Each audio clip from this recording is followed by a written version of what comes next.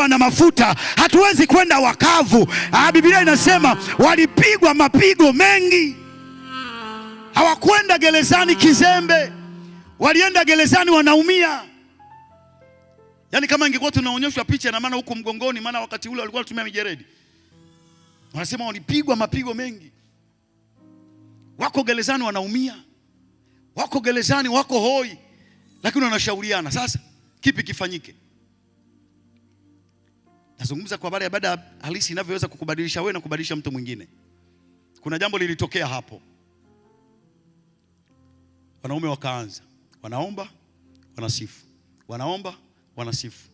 Ghafla mahali pale pakatikiswa. Jambo la kwanza lilipotokea, ibada ya halisi iliwabadilisha Paulo na Sila pamoja na wafungwa wengine. Jambo la kwanza lililotokea pale, vifungo vikafanyaje jamani? Vikalegezwa. Hakuna pingu, hakuna funguo iliyotoka kwa askari, funguo ilitoka mbinguni ikafungua magereza. Chumba cha kwanza, ukisoma wanasema waliwekwa chumba cha ndani, na waliagizwa wamweke huko kwa sababu ya aina ya makosa yao na jinsi walivyokuwa wamewachukia. Wakawapeleka chumba cha ndani ili asubuhi hukumu itoke. Vifungo vikalegezwa. Lakini jambo la muhimu ambalo limebadilisha pale, baada ya yule askari mlinzi kuona mambo yale, aliuliza swali moja la muhimu. Akasema, nifanyeje nipate kuokoka? Lazima ifike mahali huduma hii ambayo kanisa limetuamini sisi wana DMS,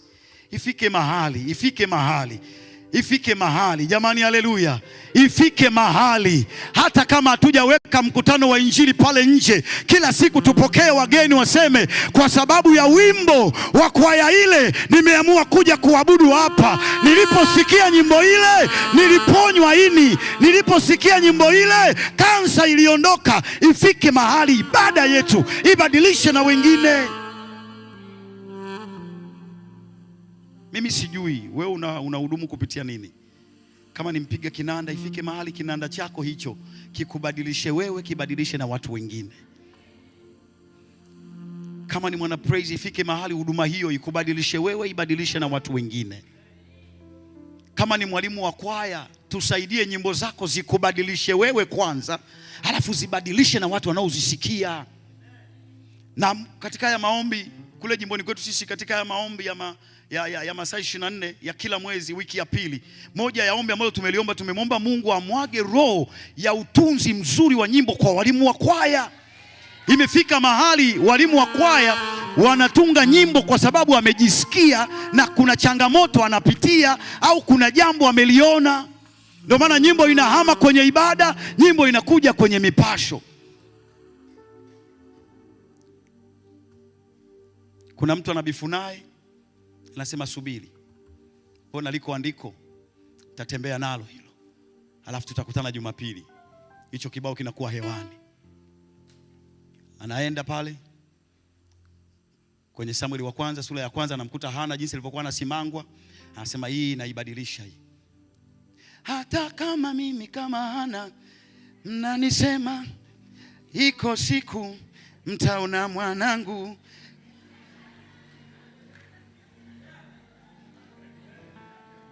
Hata mkinionea wivu, Mungu ananipenda. Hata mkinionea Mungu. Zinapigwa sepu, lakini kumbe chanzo cha hiyo nyimbo kuna namna tu mtu fulani ya kuelewana naye. Hatutakio bali tunataka ibada halisi, jambo ambalo linatoka kwa Bwana.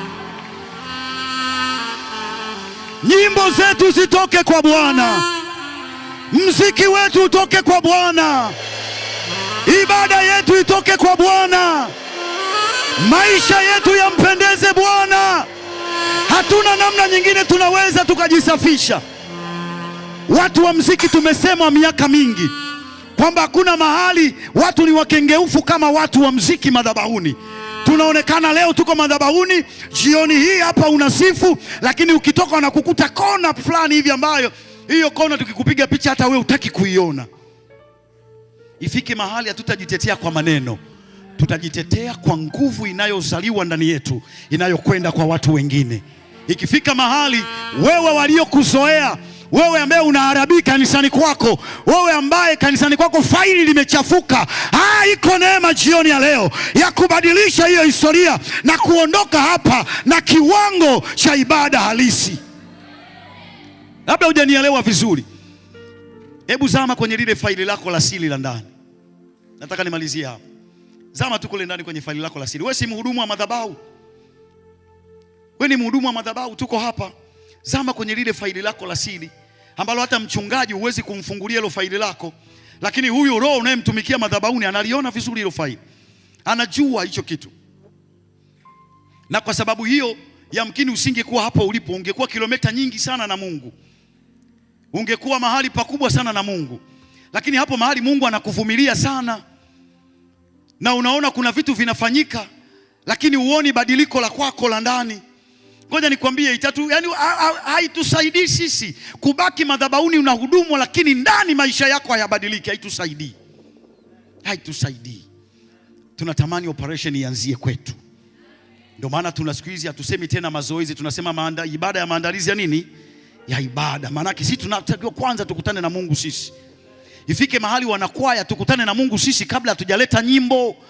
Ifike mahali mwanakwaya usikubali kuendelea kuhudumu hujajazwa roho. Ifike mahali mwana praise usikubali kuendelea kuimba hapo madhabahuni kama hauna roho Bwana. Ona tabu. Halafu wakati mwingine unawaabudisha watu, sasa hakuna namna, roho hujajazwa, ila kuna lugha umeikalili, ndio unatembea nayo hiyo. Risiki roshaka lakini hauna matokeo. Ghafla watu wamekamata simu yako. Huyu aliyekuwa ananena, pekua simu yake, kuna vitu utavikuta. Sema hii ndio roho ananena kweli, alafu kuna hili faili hili kweli roho ananena na hili faili. Jamani, Bwana Yesu asifiwe. Tuinue viwango vya ibada. Matokeo hatutayalazimisha kwa watu. Watu hautawalazimisha kufanya jambo. Halafu ngoja niwape hili ndugu zangu. Yaani ukikaa vizuri na Mungu, hautalazimisha chochote kwenye maisha yako. Automatically Mungu huwa anatenda kwa mtu ambaye yuko sawa na yeye. Ile Yohana sura ya 4 mstari wa 23 kuna mahali anasema Bwana anawatafuta. Ifike mahali Mungu akutafute. Afike mahali Mungu akikaa anaiona ibada halisi saa 8 usiku nyumbani kwako. Akikutafutia nyumbani kwako, akifika hapa madhabahuni, haitaulizwa leo anafanya nini. Automatically Mungu atajua huyu ni mwanangu, nimeanza naye kule usiku wa manane, kule silini huwa nakaa naye. Hapa Mungu hatakuwa mgeni na wewe. Kuna watu Mungu mnakutana naye madhabahuni.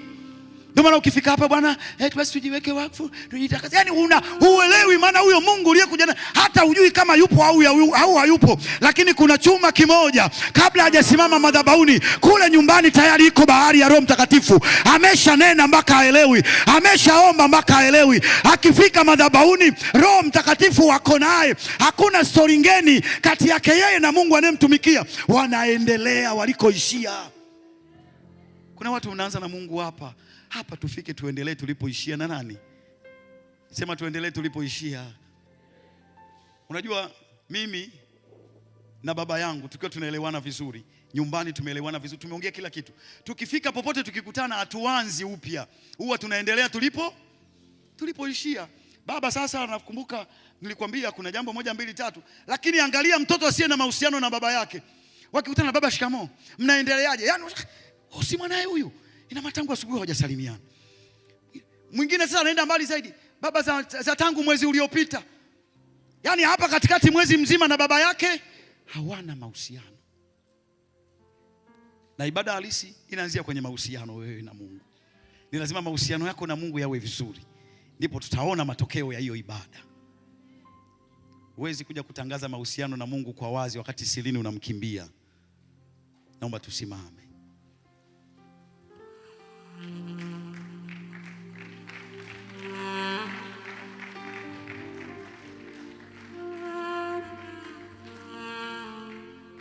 Mimi nimetafuta sana kuendelea kumjua Mungu kila siku.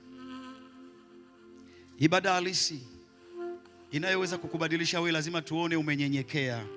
Kama bado kiburi kipo, alafu unasema wewe ni mwabudu halisi, maana bado hujabadilika. Kama bado unapigiwa kelele nyingi huko, bado hujabadilika, ifike mahali ibada hiyo ikubadilishe wewe. Ikisha kubadilisha wewe, uje utubadilishe na sisi. Daudi tu mara baada ya kupakwa mafuta na Samuel, hiyo sura hiyo hiyo huko mbele ndio tunaanza kuona hayo mambo yanatokea. Mimi natamani usahau kila kitu, halafu hapo umkumbuke Mungu peke yake kwanza. Yaani sahau kila kitu, mkumbuke Mungu peke yake kwa hizo dakika chache.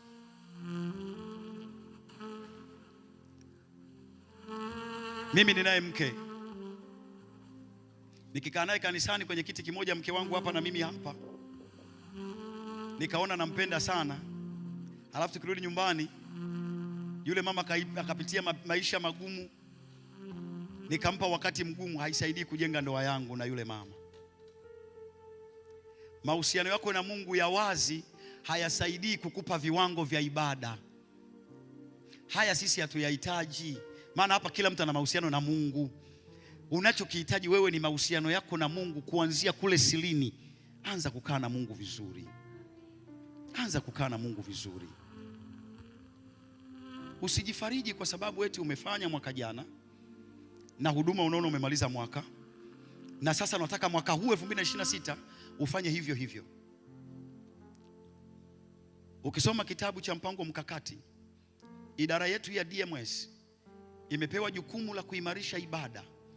Na kwenye maono, ukisoma kitabu chetu cha mwongozo ukurasa wa 8, maono ya idara ni kuwa na kanisa linalomsifu na kumwabudu Mungu katika roho na kweli, kwa nguvu za Roho Mtakatifu. Kuwa na kanisa, kila kanisa pale unapotoka kanisani kwako pafanane na hapa PHID, pafanane na Morogoro, pafanane na Mwanza. Hayo ndio maono ya idara, na hakuna mwingine wa kuyatimiza. Mkurugenzi hawezi kujagawanya kila mahali.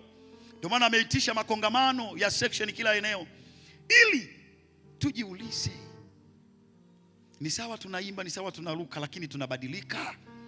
Je, na sisi tunaweza kubadilisha kanisa? Tumsaidie mchungaji pale kanisani, ifike mahali watu waseme sihami hapa kwa sababu ya praise team ya mahali hapa. Ifike mahali waseme sihami kwa sababu ya huyu anayepiga kinanda, sihami kwa sababu ya kwaya ya Bethlehem, sihami kwa sababu ya haleluya kwaya. Tunatoa ujumbe, Yesu anakaribia kurudi. Nyimbo zetu nzuri, lakini sisi wenyewe kwenye kwaya hakuna maelewano. Nyimbo zimeshindwa kutubadilisha sisi. Lazima tuanze. Ufunge macho yako.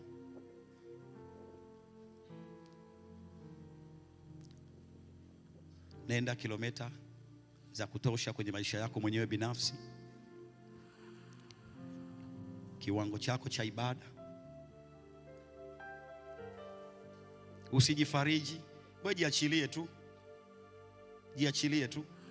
Huyo mwenye ibada ndo anayesema na wewe saa hizi. Jiachilie tu. Jiachilie tu.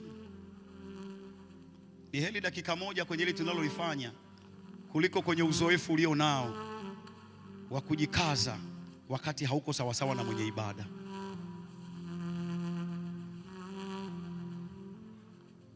Ni heri dakika hizi katika huo utulivu. Hebu tafakari, hata kama sio kiongozi wa sifa, sio nani, unayo ibada bado unaendelea kufanya na huyu Mungu. Mbona lile umeshindwa kuliacha? Hebu tafakari.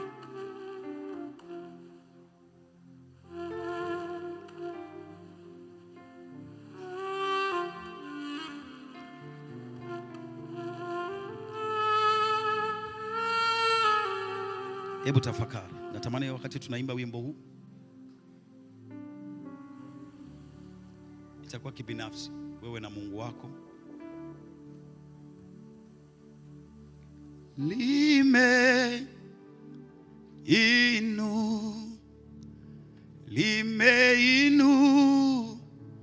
Liwa neno lako, oh, kama vile jana lina nguvu leo na milele. li